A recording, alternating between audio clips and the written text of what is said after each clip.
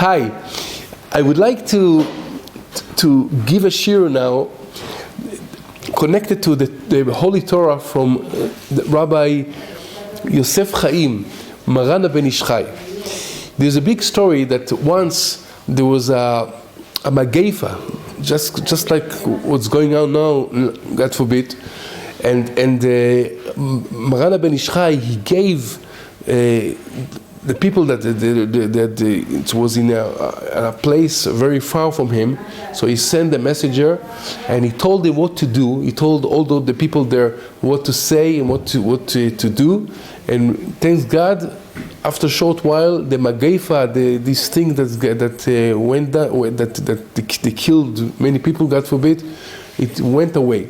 So I was thinking, now is the time to be connected to the Holy Torah from Maran Ben Ish Ḥai, his beautiful stories, the beautiful parables that he gives, and also the drush, the Torah on the parsha, and finally we'll say few halachos, few halachot from his book. So we'll start with a beautiful story. He brings a story. He says a story about someone. He was a big tzaddik, and once they put him in jail. No reason. Didn't do anything. So he was sitting in jail by himself, alone. And during the time that he sat in the jail, he was studying, and he made beautiful chidushim. But he didn't know why he has to sit in the jail. After 30 days, they took him out. And they released him. They told him to go back to his house. So he was thinking, I don't know, what did I do in that 30 days in jail? I didn't do anything. I mean, everything is from Hashem, from God. So why God made this thing that I would be in jail for 30 days? Even though I thanks God, I studied and I had a peace of mind, but still it wasn't so comfortable to be in jail.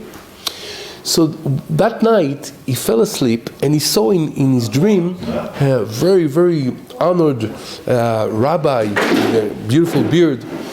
So he asked this rabbi, "Can you tell me why did I sit in jail for 30 days?" So that rabbi told him, "Look behind you."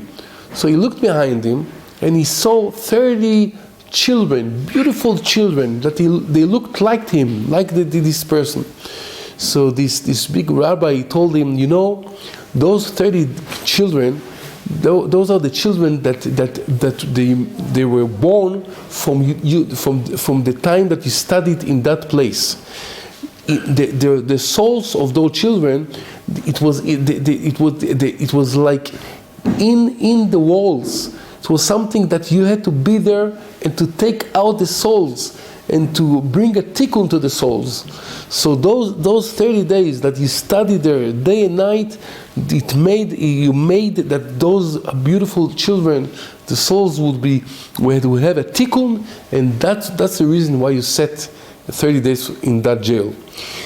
This is the story, and the Maran Ben Ish Ḥai ends and says, from that we see that sometimes we come to all kind of places, or we come into all kind of situations, like the situation that goes on now in the world, that people have to sit in the house, they're doing it because they want to save themselves from sickness, but still it's something not normal to sit day and night in the house. So we should know that everything comes from Hashgacha. Everything comes from Hashem. Hashem wants us to be here, to do something, to metaken things. We don't know, we don't understand everything, but we should know that everything is being brought in Hashgacha Pratis from Almighty, and Be'ezrat Hashem, by believing in that, we'll see very soon the good things that would come out from everything that goes on now. Now he also brings a parable. This is something else, a very beautiful parable. The Gemara in Broches, Daf Kafchet, page Kafchet, says that when someone studies Torah, he receives reward, but not like those that they work in the market or in the street. So the Maran Ben Ish Ḥai asks, what's the meaning of this Gemara? What the Gemara wants to say by that? So you bring a parable. Once there was a person that the doctor told him that in order that he should recover from a sickness, some sorts of he was a sick in somehow. So the way to be recover by working. When he going to work, he would work, and by working, he would some bad things in his body would go out. So he was looking to what to do in order to do that, and one day he sees people that they take heavy things on their shoulders. So he asked them, "Can I join you? Can I work with you also?" So they told him, "Yeah, why not?" So he worked with them all day, and after a day of working hard, he felt afterwards much better. So then, in the end of the day, they got money, the money that they deserved. But he didn't get money, and he didn't want money, because for him the reward was to work. He knew that by working, that would bring him the recovery.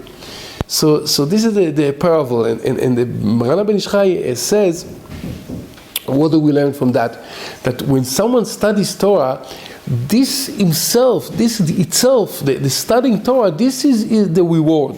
It doesn't need other kind of reward like money or all kind of other things. No, this is it. The studying itself, this is the reward, and that's what the Gemara says. That those people that work in the streets, so they get money, but that's not a real reward. The person that studies Torah, this is the real reward. The fact that he studied the Torah, with the Torah, this is the reward that he gets.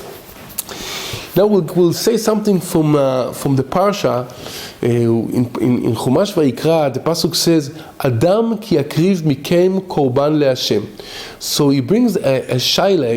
He asks a question, and he says that the question asks this question. Ha'al-Shich HaKadosh, one of the biggest rabbis, he's buried in Tzfas, the holy city of Tzfas in Eretz Israel. So the Al-Shich HaKadosh asks the question, why it says Adam ki yakriv mikem? Why mikem? The word mikem is it's not necessary. It should have said Adam ki yakriv korban leHashem. Why it says mikem? So the Ben Ish Ḥai says, I'm going to give an answer. What's the answer? It says that sometimes the Yetzer Hara, the bad evil, says to us to do things that they are forbidden to do. We shouldn't do that. But he said to us, "Don't worry, it's good, it's okay." And we really think that it's okay to do those things. So we can, in this kind of situation, we can never do tshuva on those things that we done, because we think they're good, and the truth is that's not good. They're bad things.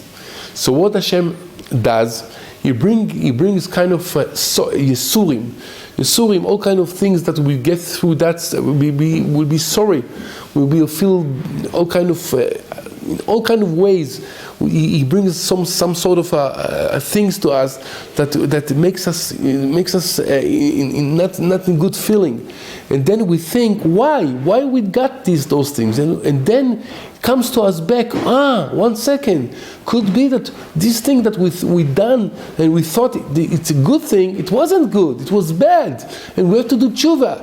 So this is why it says mikem. It says mida keneged mida. Mikem is that Hashem brings the bad things to you in order that you'll do tshuva, and that's why it brings the word mikem. Means that through those things that Hashem bring mikem, it's mikem, because of the things that you done. Then you awake yourself and you say, oh, if I got that thing, that means that I have to do tshuva, and through that Hashem gives us the real way how to go, the real path to go on the right way. We're going to end in 3 halachas that he brings for Pesach. Now we get close to Pesach, and Bezrat Hashem we have to prepare ourselves. So that's what he says in Parashat Tzav. Parashat Tzav, he talks about Pesach. So he says about Bdikat Chametz, how we have to check the Chametz the night before Leil HaSeder. It says, Kodem Leil Yudaled, before the night of Yudaled Benisan, צריך לכבד כל החדרים, we have to clean the house.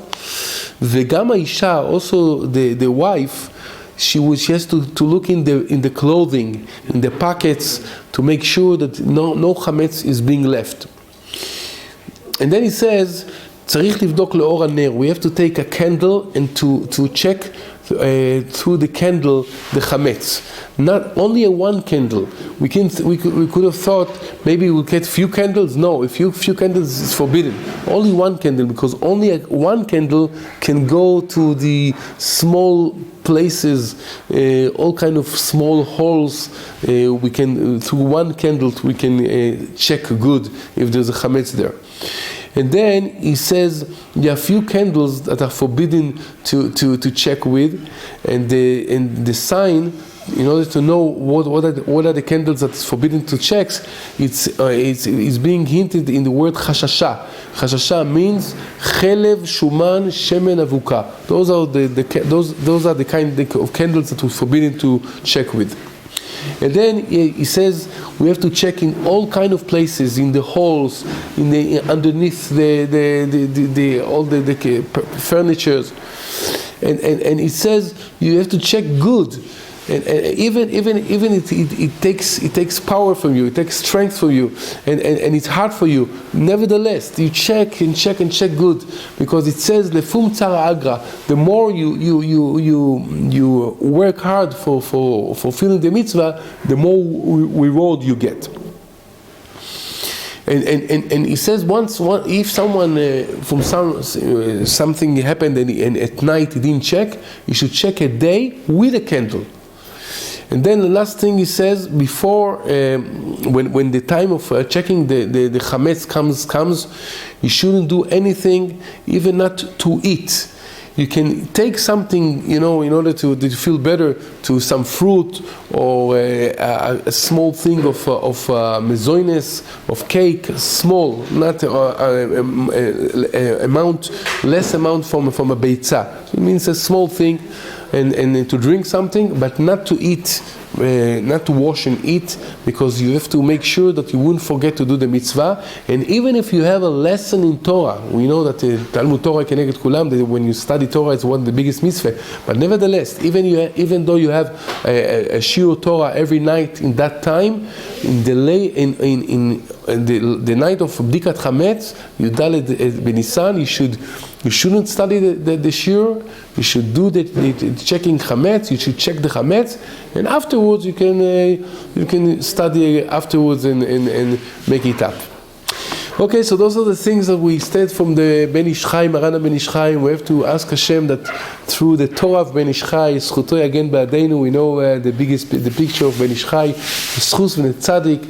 Hashem will bring a recovery for all the sick people and will take us out from the bad situation we are now. We know that nothing is bad, because everything that Hashem does is good, but we have to see the good. And let's hope that Bezrat Hashem will see the good very soon, and we'll have a full recovery for the sick, and we'll have a Geula Shlema soon. Amen v'amen. All the best.